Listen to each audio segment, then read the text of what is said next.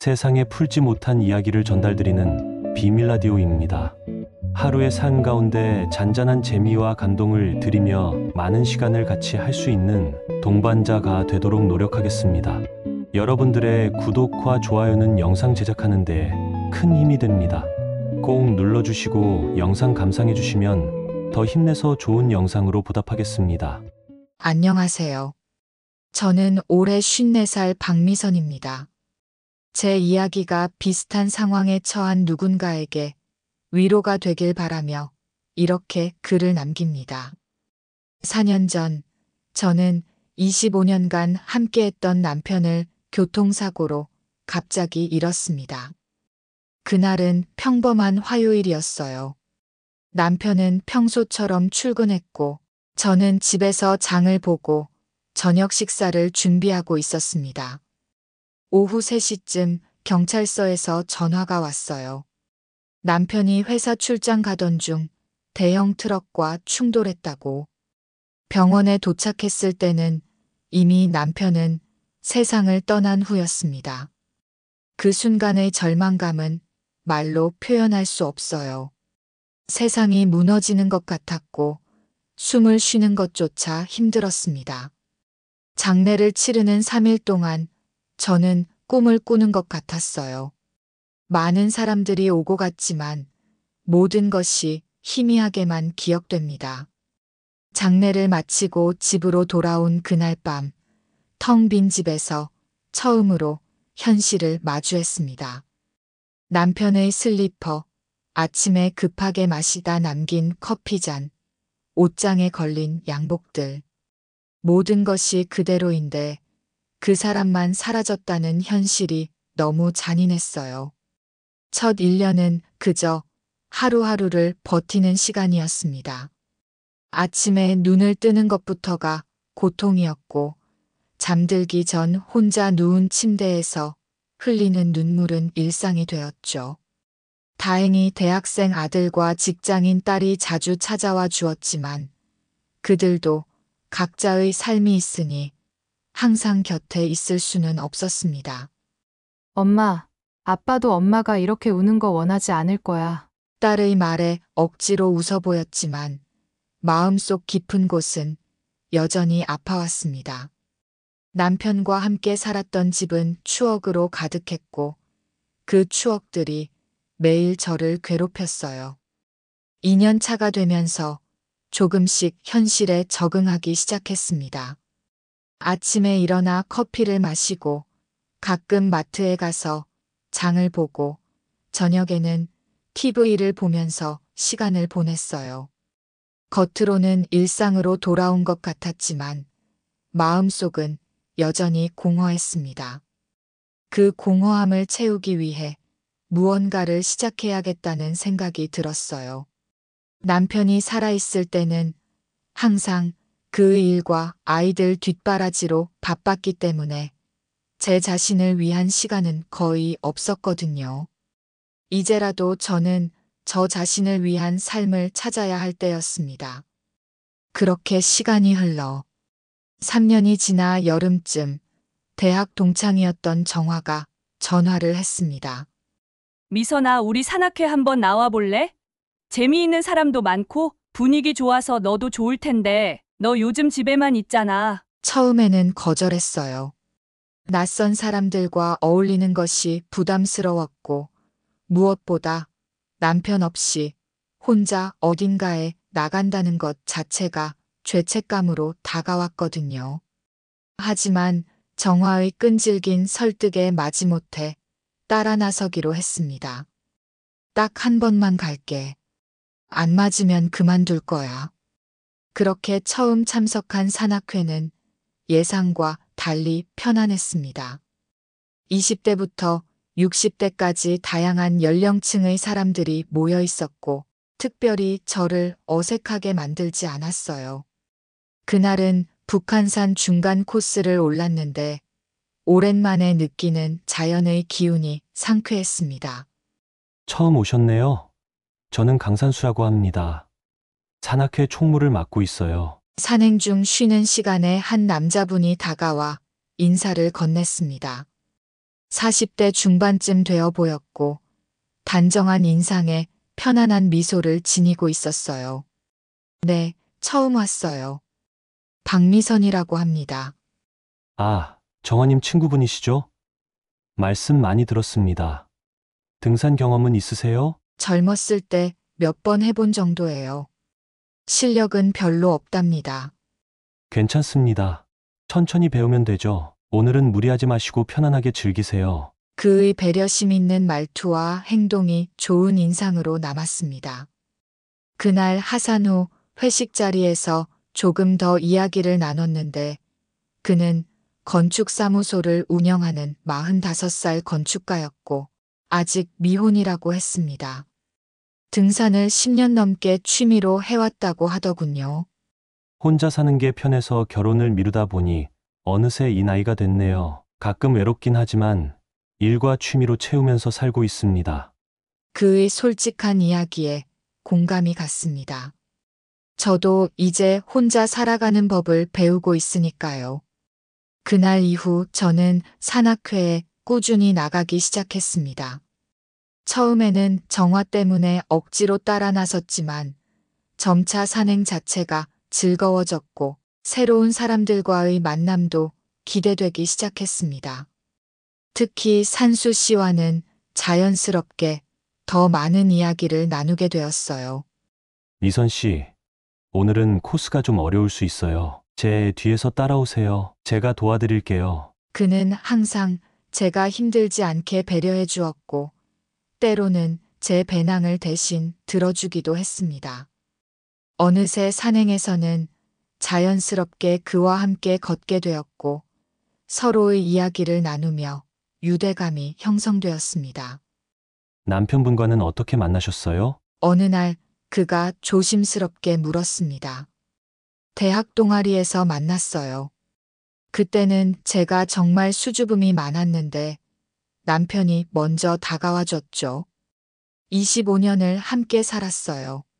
정말 아름다운 인연이었네요. 갑자기 이르셔서 많이 힘드셨겠어요. 네. 아직도 생각나면 가슴이 아파요. 하지만 이제는 그 아픔과 함께 살아가는 법을 배우고 있어요.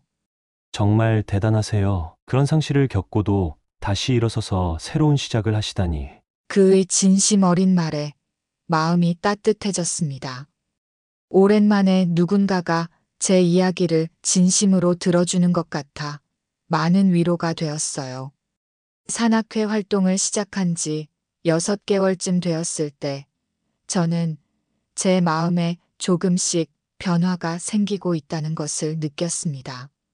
산행 날짜를 손꼽아 기다리게 되었고 산수 씨의 문자 메시지에 가슴이 설레기 시작했어요. 54살의 나이에 다시 찾아온 이런 감정이 어색하고 당혹스러웠습니다. 이런 마음을 가져도 되는 걸까? 남편에게 미안한 일은 아닐까? 나이 차이도 있는데 그런 감정이 있을까? 이런 생각들로 혼란스러웠지만 한편으로는 오랜만에 느끼는 설렘이 나쁘지만은 않았습니다. 남편이 떠난 후 메마르게만 느껴졌던 제 삶에 다시 온기가 돌아오는 것 같았거든요. 어느 주말 산악회 단체 산행 후 산수 씨가 조심스럽게 말을 건넸습니다. 미선 씨, 혹시 내일 시간 되세요? 도봉산에 새로 생긴 카페가 있는데 전망이 정말 좋다고 해서요. 갑작스러운 제안에 머뭇거렸지만 용기를 내어 승낙했습니다. 네, 시간 괜찮아요. 그렇게 우리는 단둘이 만나게 되었고 그날은 산행 없이 그냥 카페에서 오랜 시간 이야기를 나눴습니다. 그의 어린 시절 이야기, 건축가가 되기까지의 과정, 그리고 그의 꿈과 희망에 대해 들었어요. 저도 제 이야기를 많이 했습니다. 남편과의 추억, 아이들 키우며 겪었던 일들, 그리고 남편을 잃은 후의 고통까지. 미선 씨, 솔직히 말씀드려도 될까요? 카페를 나와 차로 이동하던 중 그가 말했습니다. 네, 말씀하세요. 처음 미선 씨를 봤을 때부터 특별하게 느껴졌어요. 나이 차이도 있고, 미선 씨의 상황도 있고, 하지만 이런 감정을 숨기고 싶지 않아서요. 심장이 빠르게 뛰기 시작했습니다. 그의 고백에 어떻게 대답해야 할지 몰랐어요. 저도 산수 씨에게 편안함을 느껴요. 하지만 아직은 잘 모르겠어요. 시간이 필요할 것 같아요. 물론이죠. 서두르지 않을게요. 그냥 제 마음을 알아주셨으면 해서요. 그 후로 우리는 산악회 활동 외에도 종종 따로 만나게 되었습니다. 영화도 보고 미술관도 가고 가끔은 그냥 한강변을 걷기도 했어요.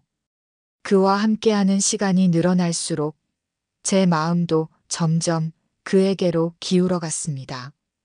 어느 날 저녁 딸 서연이가 갑자기 집에 찾아왔습니다.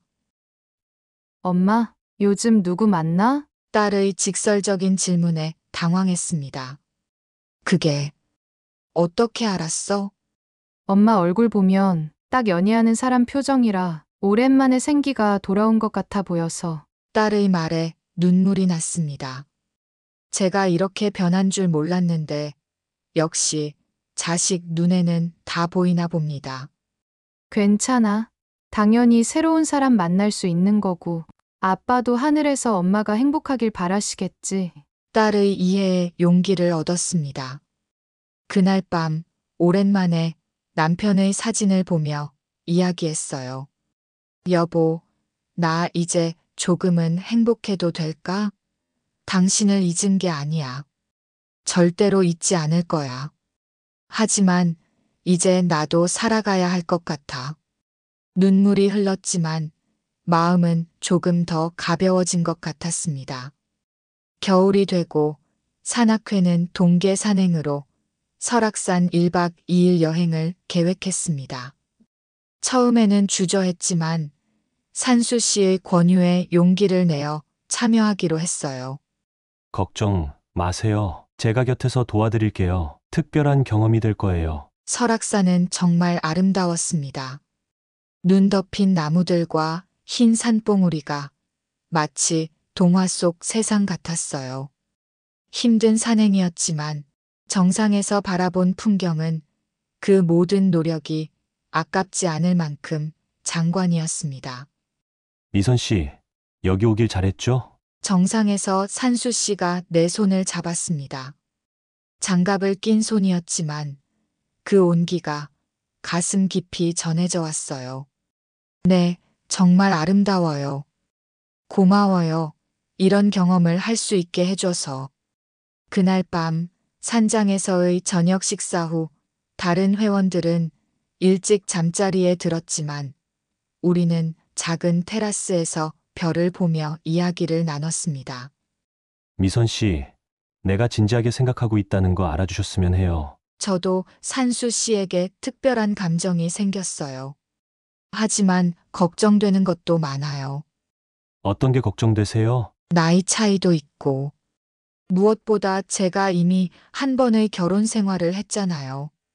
아이들도 있고, 산수 씨는 아직 결혼도 안 해봤는데, 저 같은 사람과 시작하는 게 부담스럽지 않을까 싶어요. 그런 건 전혀 중요하지 않아요. 미선 씨가 살아온 모든 것이 지금의 미선 씨를 만들었고, 저는 그 모든 것을 사랑해요. 그의 진심 어린 고백에 마음의 벽이 허물어지는 것을 느꼈습니다.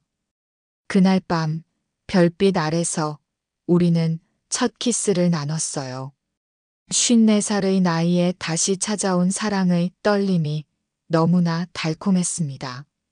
서울로 돌아온 후 우리의 관계는 공식적인 연인 사이로 발전했습니다. 산악회 사람들에게도 자연스럽게 알려졌고 다행히 대부분 축하해 주었어요. 아들 준호도 제 선택을 존중해 주었고 심지어 산수 씨와 만나 이야기를 나누기도 했습니다. 엄마 좋은 분 같아요. 엄마가 행복하다면 저도 응원할게요. 아들의 말에 눈물이 났습니다.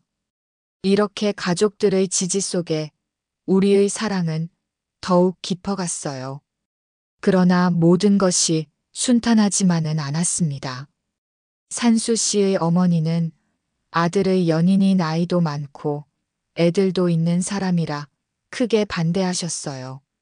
처음에는 만나주지도 않으셨고 결국 만남을 가졌을 때도 냉랭한 태도로 일관하셨습니다. 어머니가 시간이 필요하신 것 같아요. 걱정하지 마세요. 시간이 조금만 지나면 이해해 주실 거예요. 산수 씨는 항상 저를 안심시켰지만 마음 한구석에는 불안함이 자리 잡기 시작했습니다.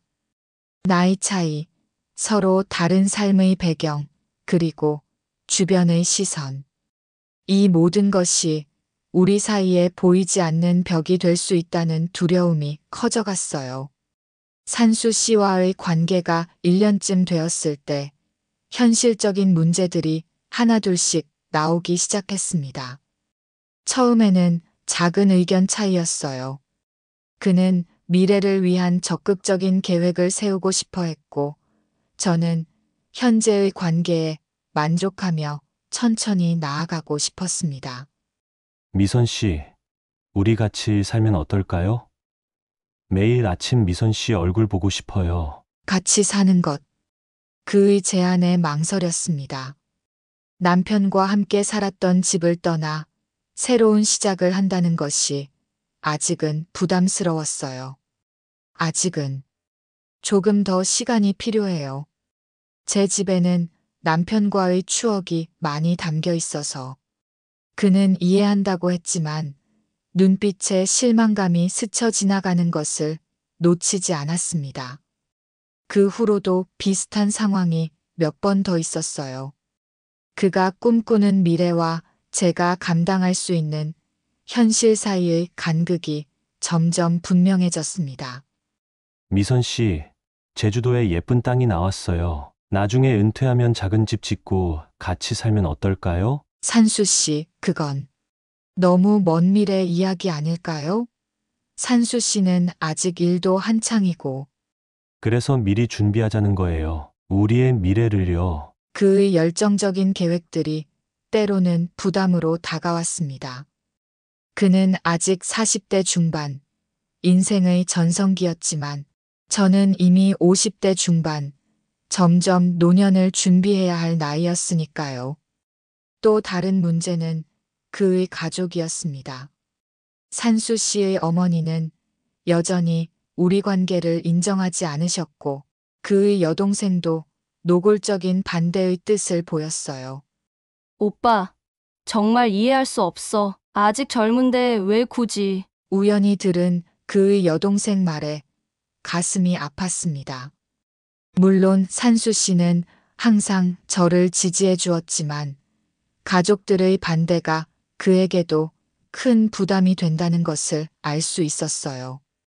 어느 날 우연히 산수 씨의 휴대폰에서 문자 메시지를 보게 되었습니다. 그의 친구가 보낸 메시지였어요. 너 정말 미선 씨랑 어떻게 하려고? 앞으로 10년, 20년 후에는 더 나이 차이가 크게 느껴질 텐데. 그 메시지를 본 순간 가슴이 철렁 내려앉았습니다. 친구의 말이 틀린 것은 아니었으니까요. 지금은 9살 차이가 크게 느껴지지 않을 수 있지만 제가 70대가 되었을 때 산수 씨는 아직 60대 초반. 그때는 어떨까요? 그날 밤 잠을 이루지 못했습니다. 처음으로 우리의 미래에 대한 진지한 고민이 밀려왔어요. 내가 그의 인생의 짐이 되는 건 아닐까? 그가 나 때문에 포기하는 것들은 없을까?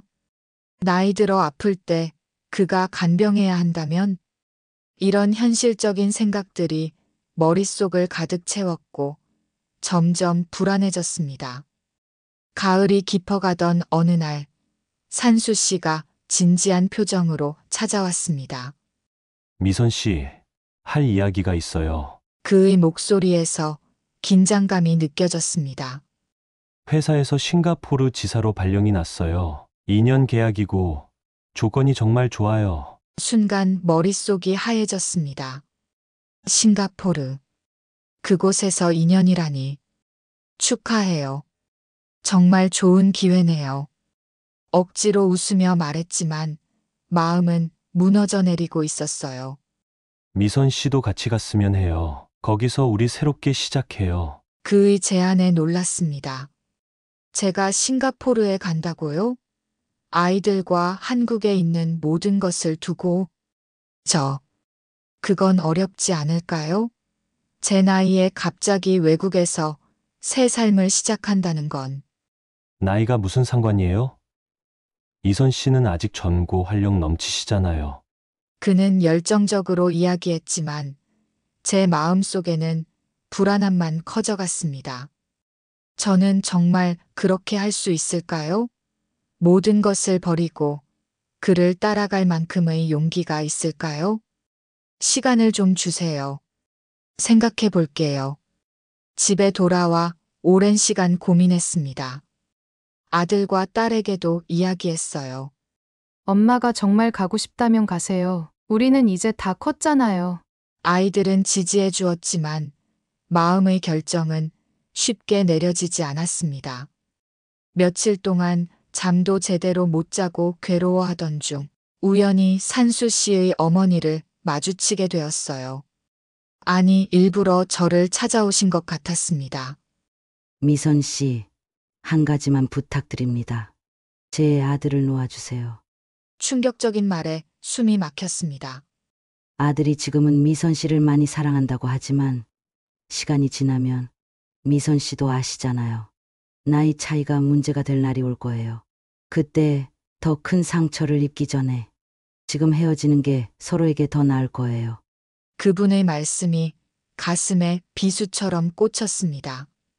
하지만 마음 한편으로는 저도 같은 생각을 하고 있었다는 걸 부정할 수 없었어요. 어머님, 미선 씨도 인생 선배잖아요. 제 말이 이해되실 거예요. 아들을 진정으로 사랑한다면 그 아이의 미래를 위해 결정해 주세요. 눈물을 참으며 집으로 돌아왔습니다.